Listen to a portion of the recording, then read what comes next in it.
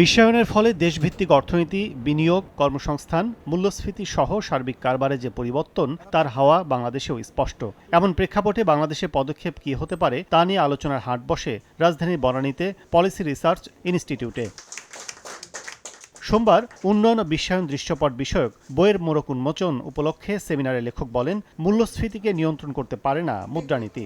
গতানুগতিক প্রবৃদ্ধিতে টেকসই হয় না সার্বিক উন্নয়ন। প্রবৃদ্ধির ফলে কিছু দেখা যায় যে দারিদ্র্য কিছু কমে গেছে, কিন্তু যেটা আমরা অনেক সময় লক্ষ্য করি না যে দারিদ্র্য কমলেও যারা একটু কাছাকাছি আছেন, দারিদ্র্য সীমার একটু ওপরে বা একটু নিচে, তারা কিন্তু খুব নড়বড়ে অবস্থায়। প্রধান অতিথির বক্তব্যে অর্থ উপদেষ্টা বলেন, অন্তর্বর্তী সরকারের সংস্কার সুপারিশ বাস্তবায়ন না করলে ভবিষ্যৎ রাজনৈতিক সরকারের পরিণতি হবে আওয়ামী লীগের মতোই। আমরা এই পদচিহ্ন রেখে যাবো মানে ফুটপ্রিন্ট আমাকে দিন পলিটিশিয়ান কাছে বলে যদি আমরা না মানি, যারা বলছে তারা বুঝতে পারবে না, কারা না মানলে পারবেন না, কারণ আমরা যেটা করব লোকজন একটু সাপোর্ট থাকবে, একটা স্টাইলাইজ একটা থাকবে, না মানে আপনাদের টেনে তুলবে, আবার টেনে নামবে। অতএব এটা একটা আপনারা একটু সাবধান থাকেন, ভালো কাজগুলো আমরা দেখে যাবো, লোকজন কনভিন্স হলে ওরাই দে উইল বি দ্য জাজ। 40% বেশি গ্লো, বিশ্বের 1 নম্বর গ্লো ক্রিম, নতুন গ্লো এন্ড লাভলি।